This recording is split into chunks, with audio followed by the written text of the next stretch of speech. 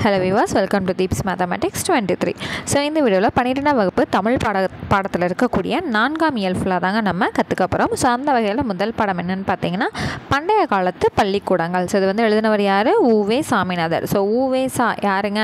பதிப்புலகத்தின் தந்தை, தமிழ் தாத்தா. ஸோ ரொம்பவே முக்கியமானவர் இல்லைங்களா? ஸோ இவரை பற்றின பாடம் தான் இது.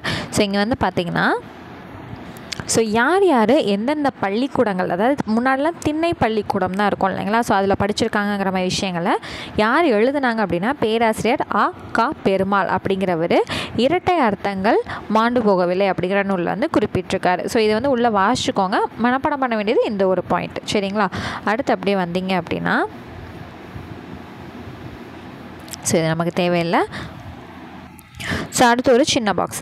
மஞ்சள் குளிப்பாட்டி மையிட்டு முப்பாலும் மிஞ்ச புகட்ட மிக வளர்ந்தாய். ஸோ இது வந்து எந்த நூல் குறிப்பிடுதுன்னா தமிழ் விடு தூதுங்கிறது சொல்லுது. ஸோ இது வந்து நமக்கு ரொம்பவே இம்பார்ட்டண்ட்டானது. ஓகேங்களா? ஸோ அடுத்து வந்து பார்த்திங்கன்னா அதே பெருமாள், அதாவது இந்த பேராசிரியர் க பெருமாள் இரட்டை அர்த்தங்கள் மாண்டு போகவில்லை அப்படிங்கிற நூலில் என்ன குறிப்பிட்டிருக்காங்கன்னா கற்பிக்கப்பட்ட நூல்கள், அதாவது எந்த மாதிரி விஷயங்கள் கற்பிக்கப்பட்டிருக்குன்னா நீதி நூல்கள், ஆத்திச்சூடி, கொன்றைவேந்தன், மூதுரை, நல்வழி, இது எல்லாமே எதுலங்க இருக்குது? மனப்பாட பகுதிகளில் வந்து நமக்கெல்லாம் இடம்பெற்றுருக்கு அப்படிங்கிற விஷயங்களை வந்து இது பண்ணியிருக்காங்க. அதாவது நம்ம இப்போ இதெல்லாம் படிக்கிறோம், அப்போவும் எல்லோரும் இதெல்லாம் படிச்சிருக்காங்க, என்னென்ன படிச்சிருக்காங்க அந்த மாதிரி விஷயங்களையும் இவர் என்ன பண்ணியிருக்காரு இங்கே குறிப்பிட்டிருக்காரு, வேறு ஒன்றும் இல்லை. ஸோ இதுக்கடுத்து வந்து பார்த்திங்கன்னா நன்னூலில் இருக்கக்கூடிய ஒரு கோட்ஸ் வந்து இங்கே கொடுத்துருப்பாங்க. அதை தெரிஞ்சுட்டு நூல்வெளிக்கு வந்து நம்ம போயிடலாம். ஓகேங்களா? வினாதல் வினாயவை விடுத்தல் என்றிவை கடனாக கொளினே மடனி இகக்கும். ஸோ இது வந்து யார் சொல்லியிருக்கா? நன்னூலில் பவனந்தி முனிவர் சொல்லியிருக்காரு. சரிங்களா? அடுத்து ஸ்ட்ரைட்டாக எங்கே வந்துட்டோம்? நூல்வெளிக்கு வந்தாச்சு. இப்பாடப்பகுதி உயிர்மீட்சி எனும் தலைப்பில் தொகுக்கப்பட்ட ஊவேசாவின் இலக்கிய கட்டுரையிலிருந்து எடுக்கப்பட்டிருக்கு. சரிங்களா?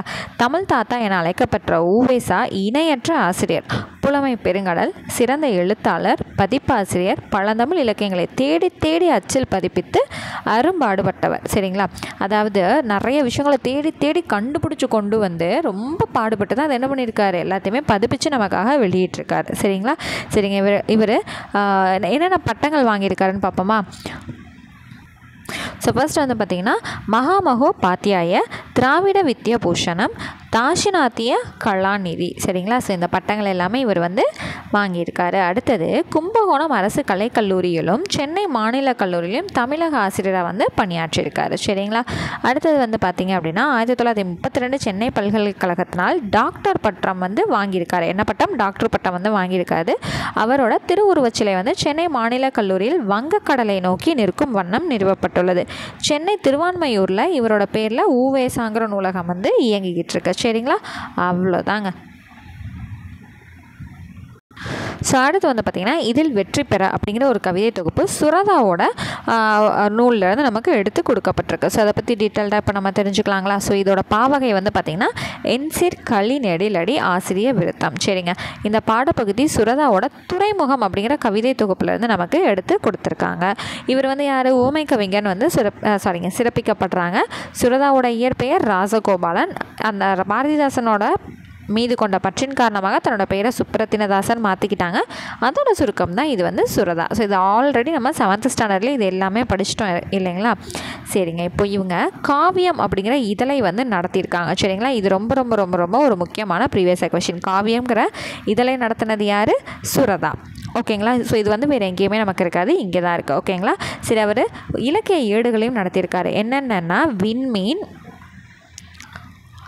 ஊர்வலம் போன்ற இலக்கிய ஏடுகளையும் வந்து நடத்தியிருக்காங்க. சரிங்களா?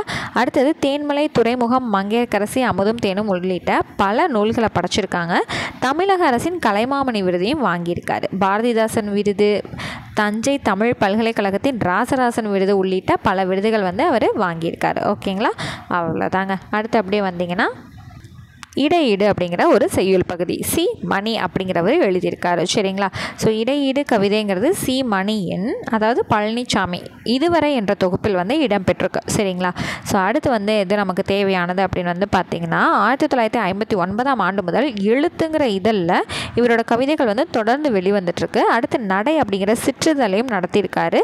அடுத்தது வந்து பார்த்திங்கன்னா இவர் படைத்த இலக்கணம் பற்றிய யாப்பு கவிதையும் என்னும் நூல் வந்து வரும் போகும் ஒளிச்சேர்க்கை ஆகிய கவிதை தொகுப்புகளும் வந்து ரொம்பவே குறிப்பிடப்படக்கூடியது. சரிங்களா. அடுத்து இவர் வந்து ஆங்கில பேராசிரியர். யார்? இந்த மணிங்கிறவர் ஆங்கில பேராசிரியரான இவர் தாவோ தேஜிங் என சீன மெய்யியல் நூலை தமிழில் வந்து மொழிபெயர்த்திருக்காரு. சரிங்களா.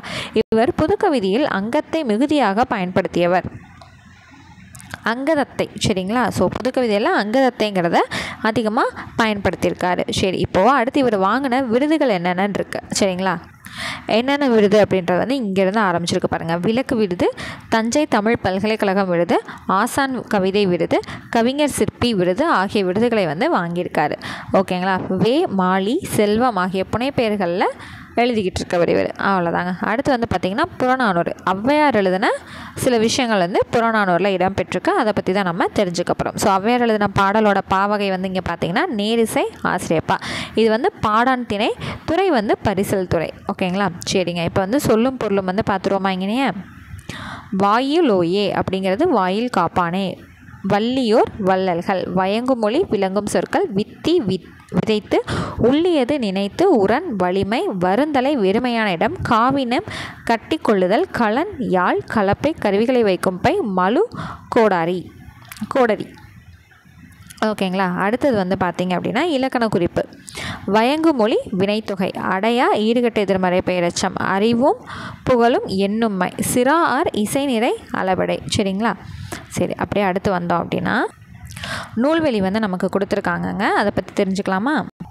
ஸோ ஔவையார்னு வந்துட்டாலே கண்டிப்பாக யார் வருவா? அதியமான். ஸோ அதியமான் அப்படிங்கிறவர் வந்து ஒரு சிற்றரசரான அதியமான் நெடுமான் அஞ்சி பரிசில் தராமல் காலம் நீட்டித்த போது ஔவையார் பாடிய பாடல் நமக்கு பாடப்பகுதியாக கொடுக்கப்பட்டுள்ளது. சரிங்க. இந்த பாடல் இங்கே கொடுக்கப்பட்டிருக்க பாடல் புறநானூறு அப்படிங்கிற நூலில் இடம்பெற்றிருக்கு. புறநானூறு எதில் வந்து ஒரு நூல், 8 தொகை நூல்களில் ஒன்று. அவ்வளோதான். அடுத்தது வந்து பார்த்திங்கன்னா இந்த புறநானூரை புறப்பாட்டு அப்படின்னும் அழைக்கப்படுது. சரிங்களா. சரி, இது வந்து என்னென்ன இதை பற்றிலாம் விளக்குதுங்கிறது எல்லாமே நமக்கு தெரியும். புறநானூரில் எதை பற்றி விளக்கி எழுதியிருக்காங்கிறது எல்லாமே தெரியும்.